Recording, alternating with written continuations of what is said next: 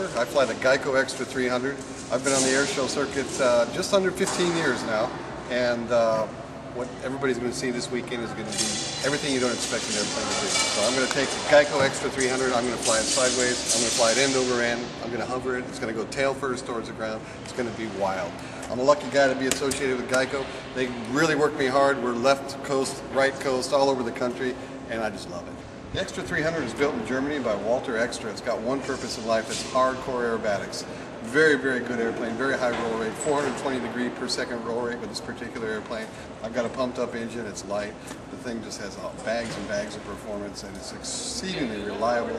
Just a great airplane. Not a good airplane to go cross country, and you can't carry any bags, doesn't hold much fuel. You got to fly it all the time, but that's what makes it such a great airshow airplane.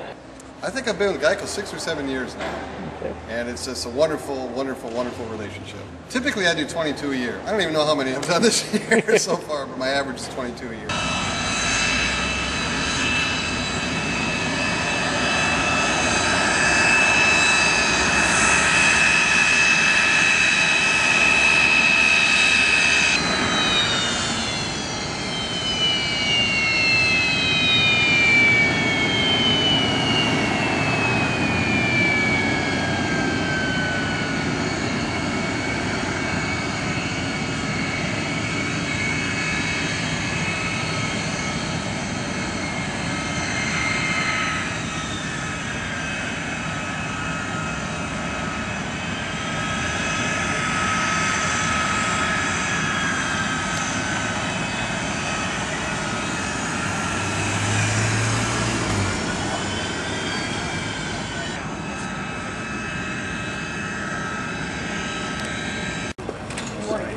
Trying to invite him to our meet and greet tonight. Great, Alpha Foxtrot, turn left heading 280. I got to widen you out a little bit. I got a jet coming in from the north. It's going to fly. Guys can catch me at the full, what he said. 9 to 12 shows per year, and sometimes we're a little bit more than that. But any more than that, it starts interfering with our full-time job. You know, something just gets in your blood. I don't know how to explain it, but it makes the full difference, the fact that I get to fly it.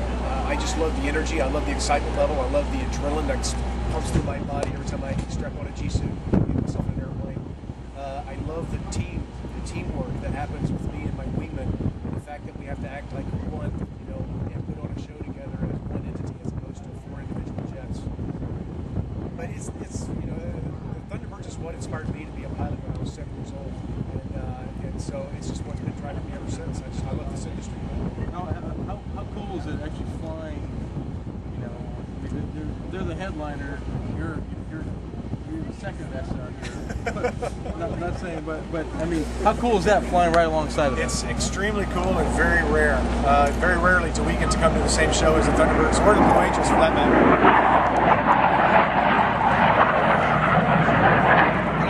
I enjoy not just watching their show, but I enjoy meeting the guys that run their team, being able to interact their team with my team. We can learn from each other because we're in the same business.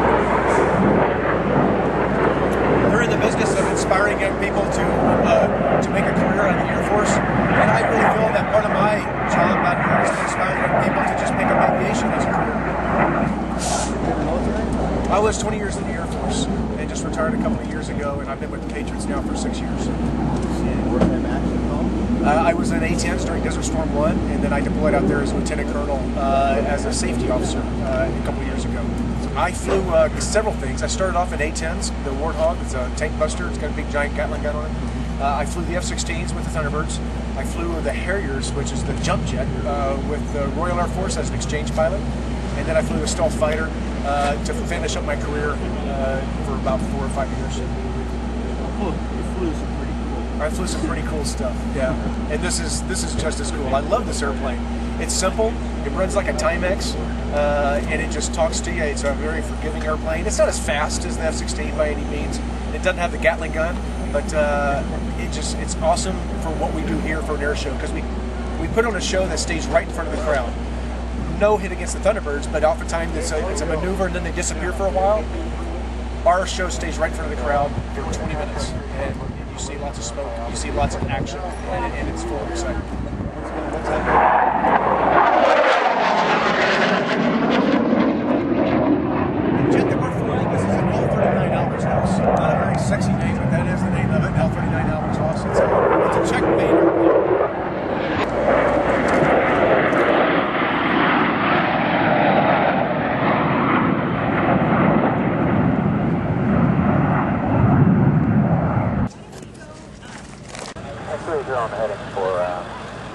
48 Alpha Fox.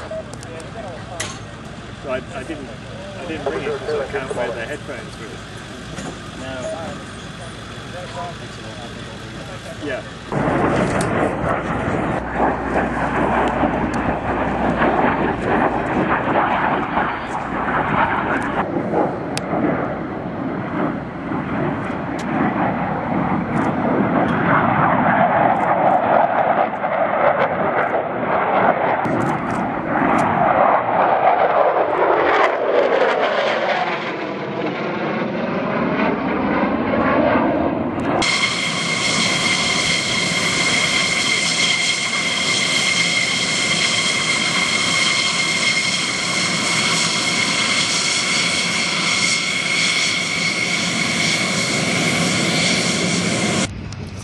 Kirbyensser.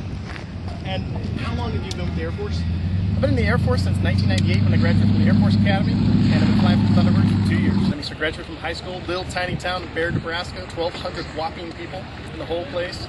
I went to the Air Force Academy in Colorado Springs when I was 18, and then I graduated from there 4 years later and went right into the Air Force. How difficult was it to get into the Air Force Academy? I think it's kind of a challenging, well, let me back that up. I think it's challenging like anything else. It all has natural progression of requirements to get a congressional kind of appointment, and then from there you have to get appointed from the academy and then get kind of invited out to the academy.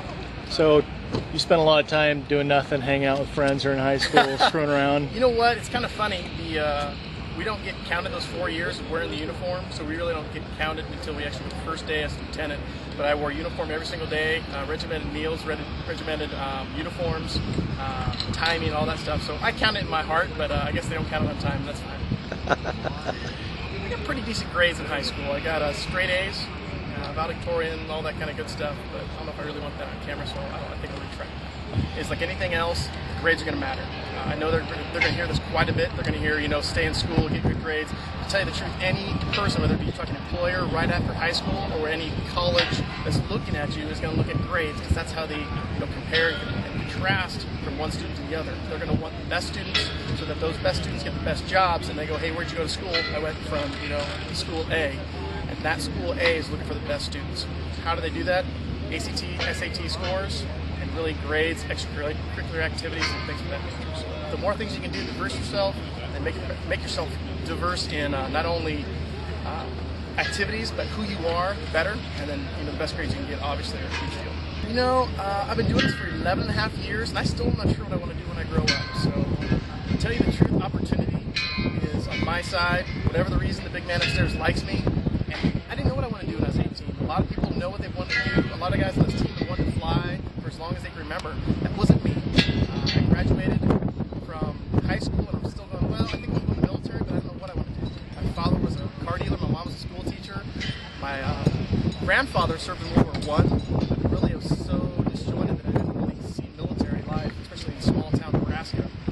So really, it was just an opportunity. I explored it. I tried it. Went to the academy. Hey, I think I can do this flying thing. That sounds fun. We're going to fly. Don't know. Okay, how about fighters? Fighter sounds fantastic. Okay, what fighter? I don't know. F-15s. I flew those for a lot of years. My last assignment was in Japan. What do you want to do next? I don't know. Thunderbirds are cool. I applied. Here I am flying F-16s now for the Thunderbirds. What do I want to do next? I don't know. So really, that's an honest answer of I don't know what I want to do when I grow up, because each step to me is just really what's the next opportunity? What do I want to do? What am I good at? And what can I bring to the fight? The military for me has been the perfect opportunity. It's brought a lot of my skills, made them better, and I've brought, I think, something for the Air Force and for our country. That's not going to be the same for everybody else. That's what I tell everyone at high school visits. And I have one the day after tomorrow, in fact. Oh, excuse me, tomorrow. I have a high school visit tomorrow. And that's what I'm going to tell them. The military is right for some people.